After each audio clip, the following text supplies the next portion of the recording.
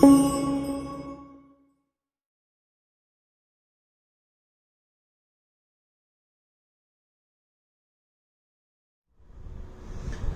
Students, अब देखिए जो strategy for enhancement in crop production जो है उसमें हम लोग डेयरी मैनेजमेंट के बारे में पढ़ रहे थे। डेयरी मैनेजमेंट का जितना भी प्रोडक्ट था, ठीक है, और कैटल के 3 इंपॉर्टेंट ब्रीड्स के बारे में डिफिनीशन और कुछ टर्मिनोलॉजी हमने पहले वीडियो लेक्चर में पढ़ लिया, ठीक है।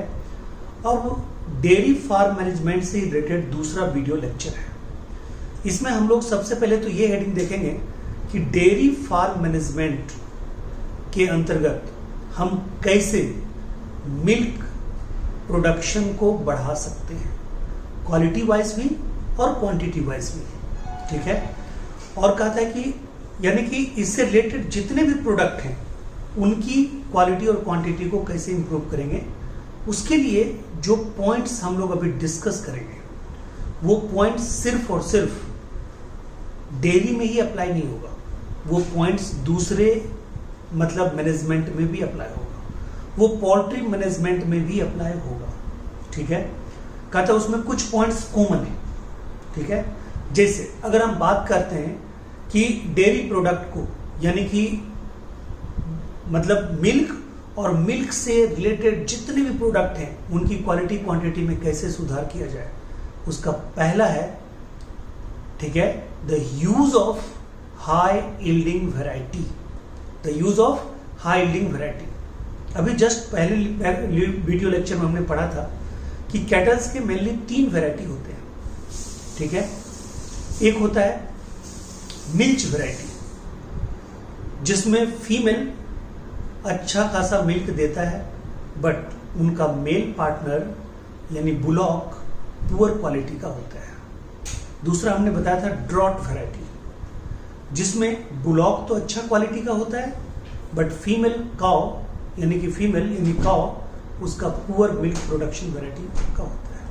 और एक बताया था जनरल यूटिलिटी ब्रीड, वो डुअल पर्पस का होता है, इन उसके बुलॉक भी स्ट्रॉन्ग होते हैं, बहुत मतलब जबरदस्त काम करते हैं खेतों में या किसी भी पर्पस से उनका अगर, ठीक है, वर्क के मामले में देखें, और जो गाय होती है वो भी अच्छा खासा मिल्क प्रोड्यूस करती है, ठीक है। तो इसी में से हम लोग किसको लेना पसंद करेंगे, डुअल वैरायटी वाले को, जनरल यूटिलिटी ब्रीड्स, ठीक है। तो पहला इसमें पॉइंट ही है कि हम लोग जनरल यूटिलिटी ब्रीड्स यानी कि high yielding variety of kettles, buffaloes, ठीक है, सीप्स, गोट्स, इस सब का यूज करेंगे, पहली बात। दूसरी बात कहता है कि इनकी हाउसिंग की प्रॉपर व्यवस्था करेंगे, इनके रहने की व्यवस्था करेंगे। हम लोग मैमल्स हैं, ये भी मैमल्स हैं, कैटल्स भी मैमल्स हैं, इनको भी गर्मी लगती है, इनको भी सर्दी लगती है, ठीक है, इनको भी डिजीज होती है।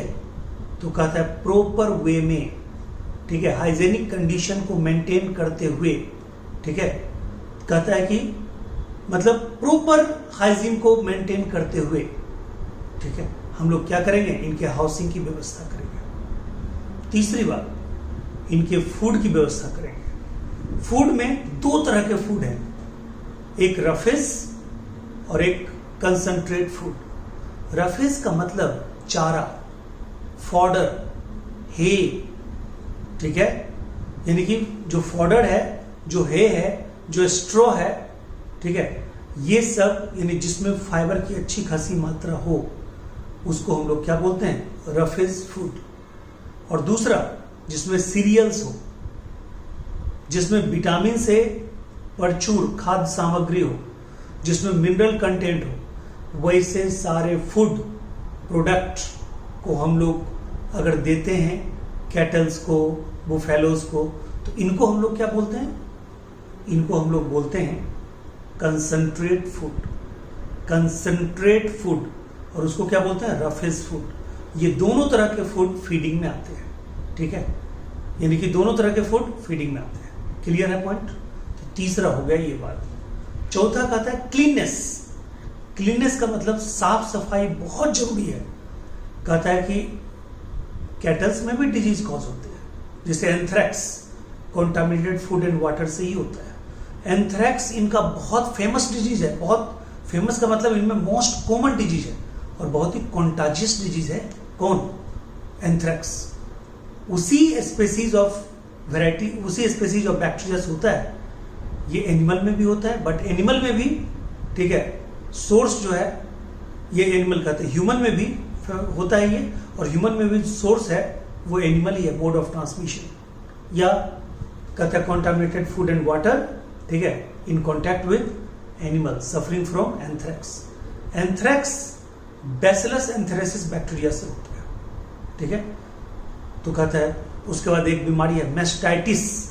मेस्टाइटिस में इनका जो उदर होता है ना, उदर, वो उसमें स्वेलिंग आ जाती है, ठीक है, पूरे के पूरे, यानी कि जो भी पार्ट है उनके, मतलब क्या उसको आप बोलोगे, मतलब उनके मेमोरी ग्लैंड के आसपास, ठीक है, जो भी इलाका है, जो भी उनका पार्ट है, उस सब में स्वेलिंग आ जाती है, सूजन आ जाती है, उसको बोलते हैं मेस्टाइटिस।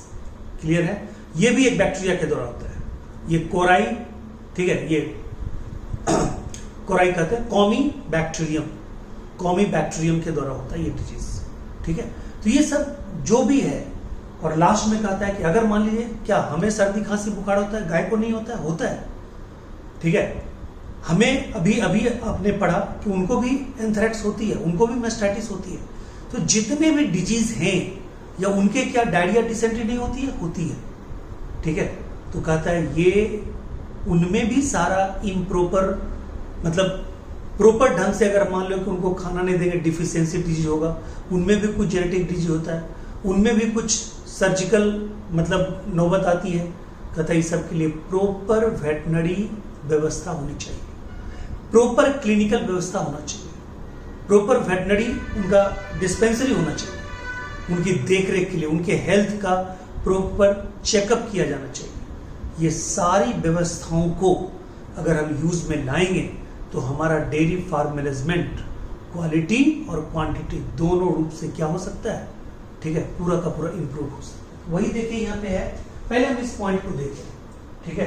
कहता है इंप्रूवमेंट ऑफ यील्ड और एंड मिल्क क्वालिटी, ठीक है, मतलब प्रोडक्शन को भी बढ़ाएंगे और क्वालिटी को भी बढ़ाएंगे। कैसे? कहता है सिलेक्शन ऑफ ब्रीड्स। तो सिलेक्शन ऑफ ब्रीड में हमने बताया ब्रीड जनरली कितने तरह का होता है? 3 तरह का, मिल्च ब्रीड, ठीक है, फिर क्या कहिएगा ड्रॉट ब्रीड और जनरल यूटिलिटी ब्रीड, ठीक है। उसका एग्जांपल भी देखेंगे, हाउसिंग, दूसरा क्या हाउसिंग, तीसरा फीड। फीड में हमने क्या बताया रफेज और ये कंसंट्रेट। तो एक बताया रफेज, ठीक है, और एक क्या बताया, ठीक है, रफेज और क्या बोलिएगा, ठीक है, कंसंट्रेट, रफेज, ठीक है, और कंसंट्रेट। तीसरा क्लीननेस, साफ सफाई। चौथा कहता है मॉनिटरिंग, ठीक है, all clinical facility, monitoring with all clinical facility. इनका पैथोलॉजिकल चेकअप हो, इनको कोई डिजीज है तो उसको दूर किया जाए, उसका ट्रीट, कोई सर्जिकल अगर मान लो जरूरत पड़े तो उसका देखा जाए, सारा कुछ इनका किया जाए, ठीक है। फिर उसके बाद कहता है कि ये जो वैरायटी है, इंप्रूवमेंट ऑफ यील्ड, यानी कि हाई यील्डिंग वैरायटी, उसके अंतर्गत हम क्या क्या करेंगे, ध्यान दीजिएगा। ये जो हाई यील्डिंग वैरायटी है, कहता है उसमें हम क्या क्या चूज करेंगे। पहला कहता है टॉलरेंस ऑफ, क्या क्या देखेंगे। हाई यील्डिंग वैरायटी का मतलब क्या है? हाई यील्डिंग वैरायटी का मतलब है एक तो मिल्क प्रोडक्शन अच्छी खासी होनी चाहिए, दूसरा उसमें डिजीज रेसिस्टेंट कैपेसिटी होना चाहिए, उसमें इन्वायरमेंटल फैक्टर टॉलरेंस कैपेसिटी होना चाहिए, ठीक है, लगी समझ। उसमें मान लीजिए उसका अगर मेल पार्टनर हो तो उसमें मतलब वर्किंग कैपेसिटी अच्छा खासा होना चाहिए। ये सबसे अगर मान लो कि वो पूरा का पूरा, उनकी मतलब एक अपीयरेंस बहुत सही होना चाहिए, ठीक है, उनमें लैक्टेशन पीरियड बड़ा होना चाहिए, ठीक है। मेन तो यही लोग देखता है लैक्टेशन पीरियड बहुत दिन तक चले, उनकी मिल्क की क्वालिटी भी अच्छी होनी चाहिए, ये सब, ठीक है, नॉर्मल सी बात है, ठीक है। जो गाय भैंस पालते होंगे ना उनको ये सब बताने की जरूरत नहीं है। हमारे बहुत सारे स्टूडेंट हैं जिनके घरों में गाय भैंस होती है, वो वहां पे प्रैक्टिकली देखें, वो ज्यादा अच्छा होगा, ठीक है।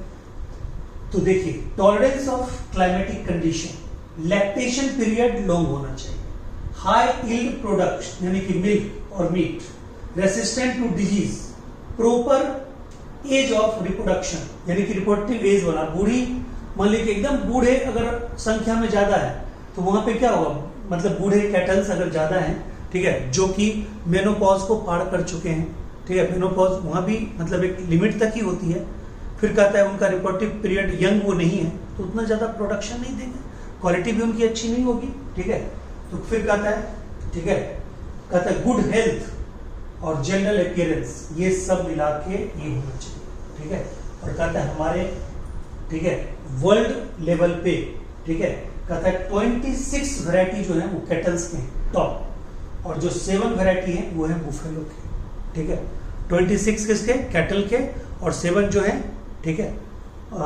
किसके, 7 जो है वो है आपके बुफेलो के, ठीक है। इंडिया में भी यही है, मतलब ये टॉप लेवल की वैरायटी है, ठीक है। अब समझिए कि क्या है ये, इसमें हमने क्या बताया था, 3 वैरायटी बताया था। Cattle breed are classified into 3 breeds, milch breed जिसमें हमने बताया था कि फीमेल क्या होगा, female cow good in milk production, but इसका जो मेल पार्टनर होगा वो क्या होगा, ठीक है, पुअर मतलब क्वालिटी का होगा। इसका जस्ट उल्टा कर दीजिए ड्रॉट, और दोनों कर दीजिए जनरल ड्यूटी। अब इसमें इसको अभी इसमें इस वीडियो में भी क्यों डालें, इसका एग्जाम्पल आपको याद करना है। कहता है गिर, ठीक है, साहिवाल, रेड सिंधी, ठीक है, देवनी, ठीक है, रेड, ठीक है, रेड सिंधी और देवनी, ठीक है। कहता है कि इसको, ये क्या है, ये हमारा जो मिल्क प्रोडक्शन अच्छा देता है यानी मिल्च वैरायटी है, ठीक है, मिल्च वैरायटी है, ठीक है। कहता है मिल्क पियो, इसका ट्रिक है, मिल्क पियो और मिल्क पियो और जीके पे रिसर्च एंड डेवलपमेंट करो। मिल्क पियो और जीके पर रिसर्च एंड डेवलपमेंट करो।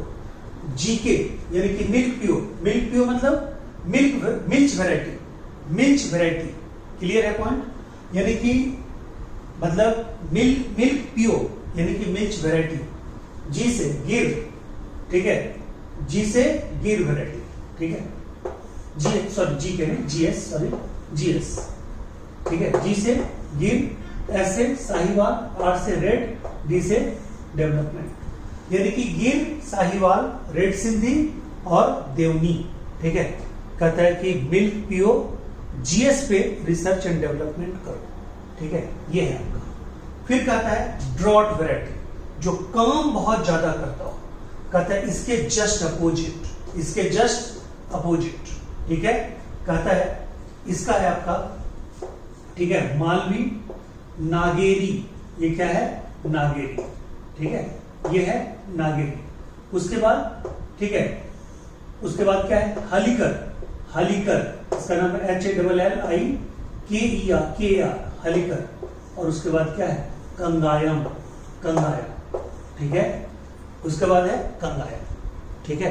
तो ये जो है, ठीक है, इसमें एक चीज रखिएगा कि ड्रॉट वैरायटी यानी काम करता है ये, ठीक है, काम करता है ये आदमी की तरह, यानी काम करने वाला आदमी की तरह खूब ज्यादा मेहनत करने वाला जो वैरायटी है वो है अपना, ठीक है, मालवी, नागेरी, हैलिकर, कंगाया।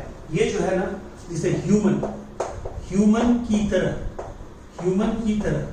ठीक है, काम करने वाला, ह्यूमन की तरह काम करने वाला, तो काम से आ गया कंगाया, ठीक है। अब देखिए ह्यूमन की तरह, ठीक है, एच से हो गया हैलिकर, ठीक है, एम से हो गया मालवी, एन से हो गया, ठीक है, नागेरी, एन से नागेरी, यानी ह्यूमन की तरह काम करने वाला वैरायटी, ठीक है। यानी कि ह्यूमन के दूध का, मिल्क का यूज सिर्फ ह्यूमन के फीमेल में दूध का यूज सिर्फ अपने बच्चों के लिए होता है, बेचने के लिए नहीं होता है, लेकिन उनका मेल पार्टनर देखिए कितना घूम का काम करता है, और कहीं कहीं तो इक्वली फीमेल पार्टनर भी उतना ही काम करती है, ठीक है। तो हमें मेल और फीमेल पार्टनर दोनों को, ठीक है, इक्वल नजरिए से देखना चाहिए उस मामले में, काम के मामले में, ठीक है, पढ़ाई लिखाई के मामले में, कोई तरह का भेद नहीं होना चाहिए, ठीक है, ये मेरा मानना है। बट ठीक है, समाज में अपने अलग अलग तरह के लोग हैं, ठीक है। अब देखिए general utility breed, general dual purpose, जिसके मेल भी काम करे फीमेल भी काम करे। तो मैं आपको बता दूं, ठीक है, कि आप हरियाणा के किसी भी गांव में चले जाइए, महिलाएं भी, ठीक है, और पुरुष भी इक्वल कदम से कदम मिला के काम करते हैं। मैंने खुद आंखों से देखा है, चाहे गाय भैंस पालने के मामले में हो, चाहे किसी भी मामले में हो, महिलाएं किसी भी पुरुष से कम नहीं है, खास करके कमाने धमाने के मामले में। तो कहता है डुअल पर्पस में सबसे पहले आपका आता है हरियाणवी वैरायटी, ठीक है, हरियाणवी वैरायटी सबसे पहले आता है। उसके बाद कहता है ओंगोले, ओंगोले वैरायटी, ठीक है, ओंगोले वैरायटी, ओंगोले, ओंगोले वैरायटी, ठीक है। उसके बाद कांक्रेज, ठीक है, और थारपाकर, थारपाकर, ये जो 4 वैरायटी है, यानी उन दोनों पे ट्रिक आपका बना हुआ है। ये जो चारों वैरायटी है, ये चारों वैरायटी है जनरल यूटिलिटी वैरायटी, यानी कि मतलब दोनों, ठीक है, कोई दिक्कत क्या है, दोनों के दोनों, ठीक है। तो अब आइए, ये क्लियर है पॉइंट।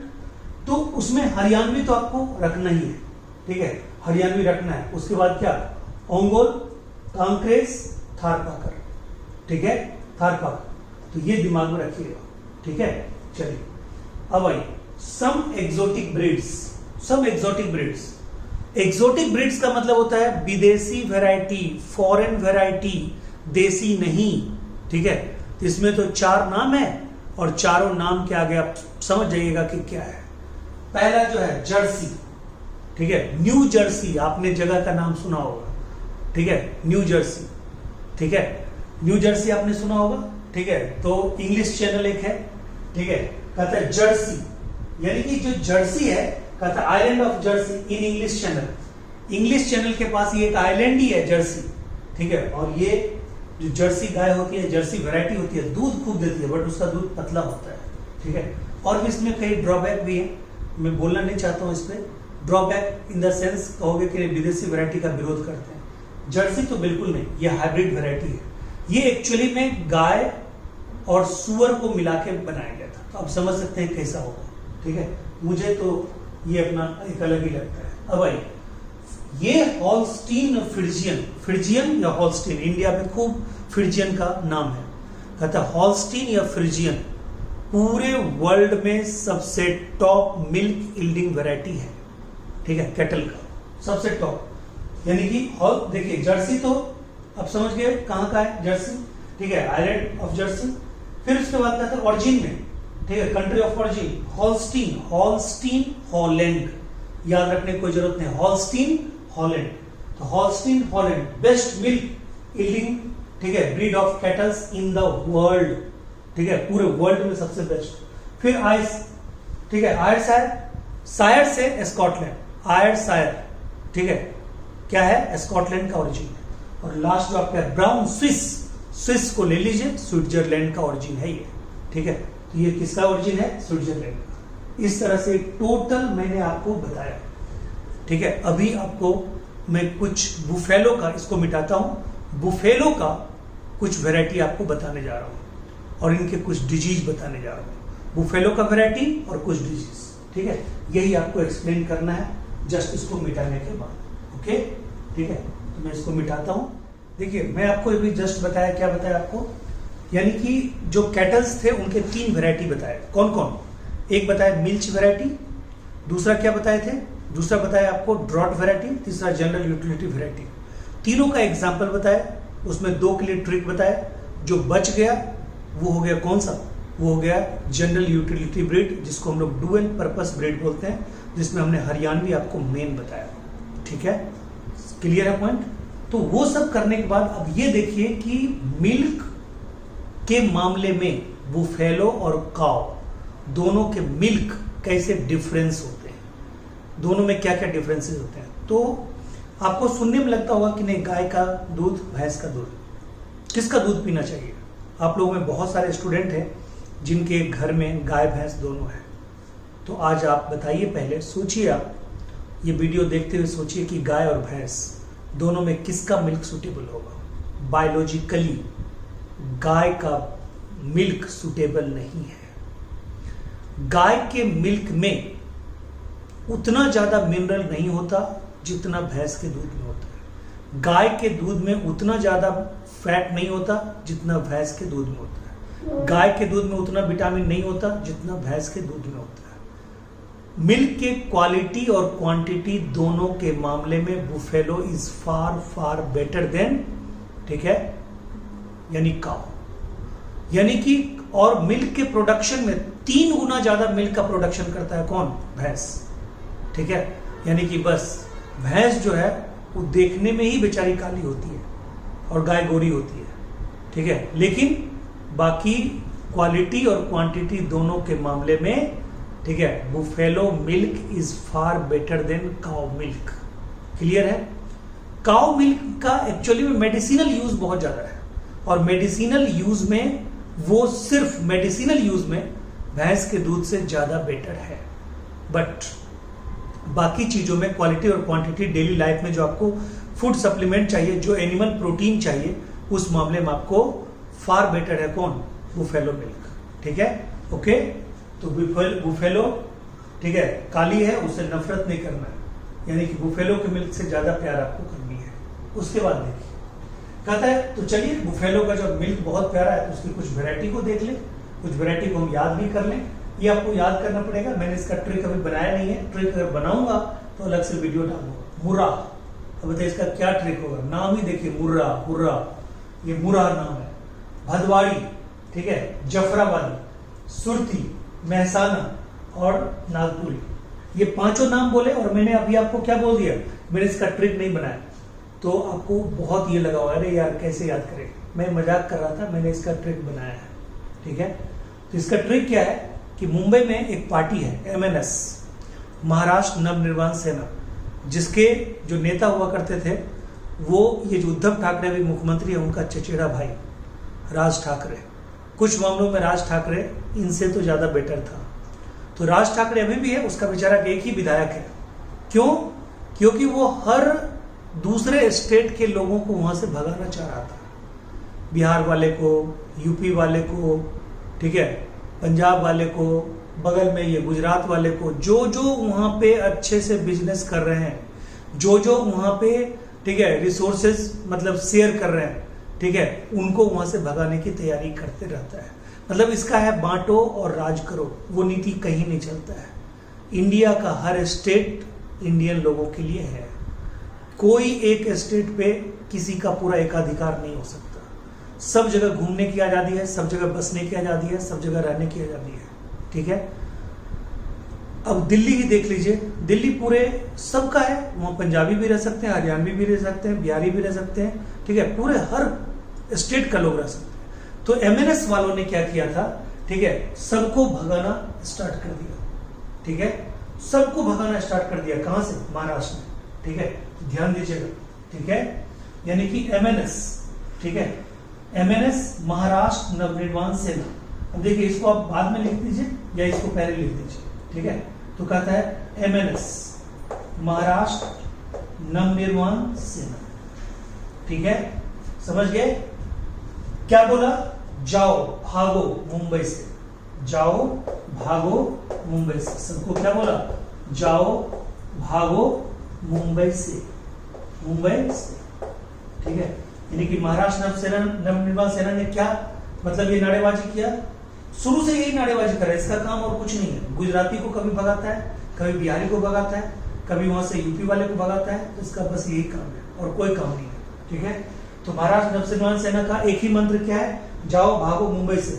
महाराष्ट्र महसाना, ठीक है, N नागपुरी या इसी बोलते इलिचपुरी, ठीक है, S सुरती, ठीक है, जाओ भागो जफराबादी, ठीक है, भाटवाड़ी, भदवाड़ी जिसको बोलते हैं भागो, ठीक है, मुंबई से मुर्रा। ये आप याद रखिएगा, इसमें आपको पूरा का पूरा, ठीक है, याद हो जाएगा, ठीक है। यानी कि MNS महाराष्ट्र नवनिर्माण सेना बोलती है जाओ भागो मुंबई से, महाराष्ट्र नवनिर्माण सेना जाओ भागो मुंबई से, ये याद कर लीजिए। ये एक टेबलेट है, ये नाम कभी पूछ देगा, ठीक है, डाइथाइल एस्टिलबेस्ट्रॉल, इसको एस्टिलबेस्ट्रॉल भी बोलते हैं। ये एस्ट्रोजन कंटेनिंग टेबलेट होता है जो गाय को ज्यादा मिल्क प्रोडक्शन के लिए दिया जाता है, लंबे समय तक लैक्टेशन पीरियड के लिए दिया जाता है। और कहता है ये जो है ना, ये नॉन स्टेरॉइडल, ठीक है, एस्ट्रोजन टेबलेट है। जैसे ह्यूमन फीमेल में क्या होता है, ठीक है, ह्यूमन फीमेल में क्या होता है, अच्छा इसका दोनों यूज होता है। एक तो मतलब मिल्क के प्रोडक्शन में, और कहता है ये लैक्टेशन में, दूसरा कहता है मल्टीपल ओव्यूलेशन में भी, ठीक है। अब आइए केम, तो मल्टीपल ओव्यूलेशन में भी इसका टेक्निक का यूज होता है। आगे जाके बताएंगे मोएट एक टेक्निक है, कैसे कैटल पे मोएट लागू होता है ये आपको बताएंगे, अभी घबराना नहीं है। अब देखिए ये जो एनिमल है, जो भी कैटल्स हैं, इनमें बैक्टीरियल डिजीज होता है। बैक्टीरियल डिजीज के लिए ट्रिक है, ठीक है, camp of bacteria, camp of bacteria, यानी बैक्टीरियल डिजीज जो होता है वो कैंप, उनका एक अलग, बैक्टीरिया का एक अलग कैंप है, यानी कि बैक्टीरिया का अपनी कैंप है। कैंप, सी से कैटल, यानी कैटल में होने वाले बैक्टीरियल डिजीज कौन कौन है, तो ए से एंथ्रैक्स, एम से मेस्टाइटिस और पी से निमोनिया, यानी कि एंथ्रैक्स, ठीक है, उसके बाद कहता है मेस्टाइटिस और निमोनिया। एंथ्रैक्स हमने पहले बताया, एंथ्रैक्स वही एंथ्रैक्स जो ह्यूमन बीइंग में होता है, बैक्टीरिया भी वही है, बैसिलस एंथेरेसिस। तो कहता है ये जनरली गाय में, भैंस में, गोट में, सीप में, सब में होता है, और कॉन्टामिनेटेड फूड एंड वाटर के द्वारा होता है, अनहाइजेनिक कंडीशन में रहने के कारण होता है, साफ सफाई नहीं होने के कारण होता है, ठीक है। तो कहता है कोई भी सरागला भोजन उनको खिला दिया जाता है उसके कारण होता है, या जो लवारिस गाय भैंस को छोड़ दिया जाता है सड़कों पे उनके कारण होता है। तो कहता है उनके कारण उनमें एंथ्रैक्स होता है। बैक्टीरिया का नाम हमने आपको बताया हुआ है बैसिलस एंथेरेसिस, बैसिलस एंथेरेसिस, बैक्टीरिया का नाम वही है, बैसिलस एंथेरेसिस, ठीक है। उसके बाद है मेस्टाइटिस, उदर, यानी कि जो उनका मेमोरी ग्लैंड होता है उसके चारों तरफ का जो इलाका होता है उधर, उसमें स्वेलिंग आ जाती है।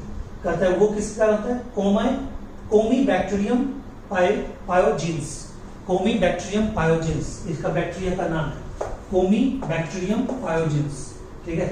और ये कहता है निमोनिया, निमोनिया तो उसी के कारण, ठीक है, निमोनिया उसी के कारण, ठीक है। अच्छे से लिख देता हूं इसके निमोनिया, ये किसके कारण, तो कहता है निमोनिया होता है स्ट्रेप्टोकोकस निमोनी के कारण या डिप्लोकोकस निमोनी के कारण। यानी स्ट्रेप्टोकोकस या डिप्लोकोकस निमोनी का वही सेम, ये उनके रिस्पायरेटरी ट्रैक्ट को, ठीक है, उनके ट्रेकिया को म्यूकस सेक्रेशन से भर देता है, ठीक है। इसके कारण उनको सर्दी, खांसी, बुखार सब होती है, वही है।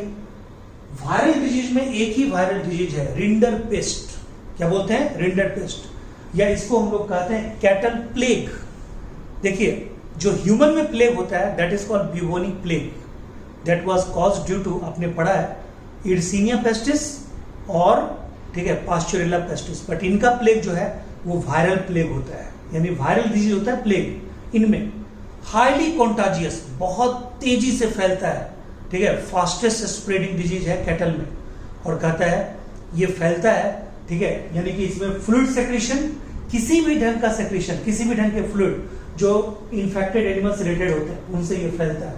कहता है वायरल, हाईली कॉन्टाजियस, ठीक है, यानी कि present in all fluid and secretion, disease spreading, ठीक है, disease spread rapidly by direct contact with infected animal. और कहता है 1954 में इसके लिए भारत सरकार ने एक वैक्सीनेशन प्रोग्राम बनाया, जिसके बाद मात्र 4 से 5 साल में 1960 तक में पूरे देश से ये रिंडर पेस्ट डिजीज, ये क्या हो गया, ये पूरे देश से खत्म हो गया, ठीक है। तो ये रिंडर पेस्ट, काइंडर नहीं पढ़िएगा, रिंडर पेस्ट, ठीक है, ये रिंडर पेस्ट डिजीज या कैटल प्लेग पूरे इंडिया से इराडिकेट हो चुका है, क्योंकि नेशनल वैक्सीनेशन प्रोग्राम चलाया गया इसके खिलाफ। ये पूछ देगा कब ये शुरू हुआ था, 1954। क्लियर है। तो ये था आपका डेयरी फार्म मैनेजमेंट का सेकेंड वीडियो, यानी डेयरी फार्म मैनेजमेंट आपका हमने कवर किया, ठीक है। हम अगले वीडियो में पढ़ेंगे पोल्ट्री फार्म मैनेजमेंट और बी कीपिंग, ठीक है। इसी तरह धीरे धीरे आगे बढ़ेंगे। 6-7 वीडियो में आपका ये पूरा का पूरा चैप्टर खत्म होगा, आपको घबराना नहीं है, बहुत जल्दी फिनिश करेंगे। उसके बाद माइक्रोब्स, ह्यूमन वेलफेयर, उसके बाद बायोटेक, ठीक है। जब सीक्वेंस में चले तो सीक्वेंस में ही चलेंगे, okay. Thank you so much.